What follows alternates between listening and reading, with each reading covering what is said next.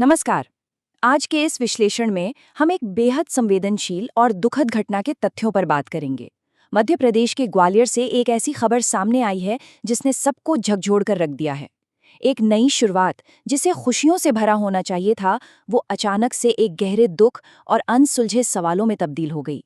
तो चलिए, बिना किसी पूर्वाग्रह के, बिल्कुल निष्पक्ष होकर और सिर्फ सामने आए तथ्यों के आधार पर इस पूरे घटनाक्रम को समझने की कोशिश करते हैं। ठीक है, तो चलिए सीधे तथ्यों पर आते हैं। शादी के मात्र 2 दिन बाद आत्महत्या का प्रयास। सच में ये सिर्फ कोई आम खबर नहीं है, बल्कि एक बहुत ही गहरी मानवीय त्रासदी है। सोचने वाली बात है कि एक नवविवाहिता जिसकी जिंदगी का एक नया पन्ना अभी बस खुला ही था, उसे अपनी शादी के फौरन बाद इस कदर टूटते हुए देखना पड़ा कि अब वो अस्पताल में भर्ती है। जब कोई इतना बड़ा कदम उठाता है ना, तो उसके पीछे की मानसिक स्थिति हमेशा एक बहुत ही गहन जांच की मांग करती है। हालांकि अभी सबसे बड़ी प्राथमिकता उस जान को बचाने की है, लेकिन ये घटना अपने पीछे कुछ ऐसे गंभीर सवाल छोड़ गई है जिन्हें हम नज़रअंदाज बिल्कुल नहीं कर सकते। अब यहाँ ध्यान देने वाली सबसे दिलचस्प बात यह है कि इस पूरी स्थिति के मुख्य किरदार और जगह आखिर हैं कौन, क्योंकि इसी से हमें पूरी तस्वीर का एक खाका मिलता है।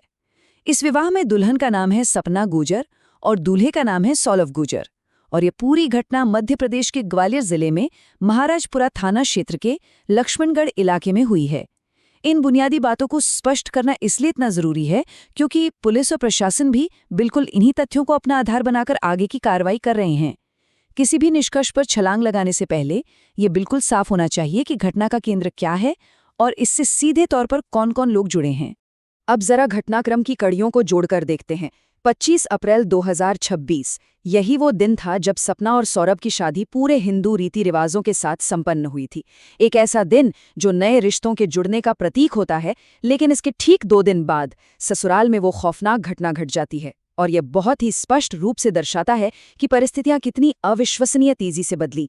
महज 48 घंटों के अंदर एक घर जहां शादी की खुशियां और शहनाइयां गूंज रही थीं, वो सीधे एक मेडिकल इमरजेंसी में तब्दील हो गया। वर्तमान में स्थिति ये है कि पीड़िता अस्पताल में है और पुलिस हर एक सुराग की जांच में जुटी है। वक्त का ये इतना छोटा अंतर इस पूरे मामले की गंभीरता को कई गुना बढ़ा देता है। इन सब के बीच अब सबसे बड़ा सवाल जो उभर कर सामने आता है वो ये है कि आखिर इस खौफनाक कदम के पीछे का वास्तविक कारण क्या है। असल में यही वो मुख्य रहस्य है जिसे सुलझाने की सबसे बड़ी चुनौती अब प्रशासन के सामने खड़ी है। क्या शादी के बाद के वो 2 दिन किसी अप्रत्याशित मानसिक तनाव से भरे हुए थे? क्या अचानक कोई ऐसा पारिवारिक विवाद सामने आ गया था जिसकी पहले किसी ने कल्पना भी नहीं की थी? या फिर कोई और ही वजह थी जिसके बारे में अब तक किसी को कानो कान खबर नहीं लगी? देखिए, एक निष्पक्ष नजरिए से देखा जाए तो अभी कुछ भी ठोस कहना जल्दबाजी होगी।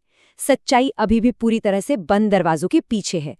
तो यहाँ सबसे अहम बात यह है कि प्रशासन इन सवालों को लेकर पूरी तरह अलर्ट है।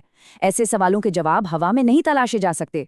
पुलिस बहुत ही सक्रियता से हर एक पहलू की गहराई से जांच कर रही है, और इस वक्त जो सबसे महत्वपूर्ण कदम उठाया जा रहा है वो है बयान दर्ज करने की आधिकारिक प्रक्रिया। परिवार के सदस्यों, रिश्तेदारों और उन सभी लोगों के बयान लिए जा रहे हैं जो उन 2 दिनों में वहां मौजूद थे या जिनके पास कोई भी काम की जानकारी हो सकती है। ये बयान सिर्फ कोई कागजी कार्यवाही नहीं है, बल्कि यही वो असली चाबियां हैं जो इस घटना की धुंधली तस्वीर को एकदम साफ करेंगी। कानूनी प्रक्रिया अपने तरीके से चल रही है, और ऐसे संवेदनशील मामलों में आधिकारिक जांच के नतीजों का इंतजार करना ही सबसे सही कदम होता है। और इसी के साथ हम इस विश्लेषण के आखिरी पड़ाव पर पहुंचते हैं। ये पूरा मामला सच में गहराई से सोचने पर मजबूर कर देता है। जो आधिकारिक बयान इस वक्त दर्ज किए जा रहे हैं वो आखिर उन 2 महत्वपूर्ण दिनों के बारे में क्या सच उजागर करेंगे। एक शादी के मंडप से लेकर अस्पताल के इमरजेंसी रूम तक का ये जो सफर है वो अपने अंदर न जाने कितने अनकहे रहस्य समेटे हुए है। स्थिति बेहद नाजुक बनी हुई है। जब तक पुलिस की जांच पूरी नहीं हो जाती और सारे तथ्य पारदर्शी रूप से सामने नहीं आ जाते, तब तक ये घटना मानवीय संवेदनाओं और रिश्तों की उलझनों पर एक बहुत बड़ा सवालिया निशान बनी रहेगी।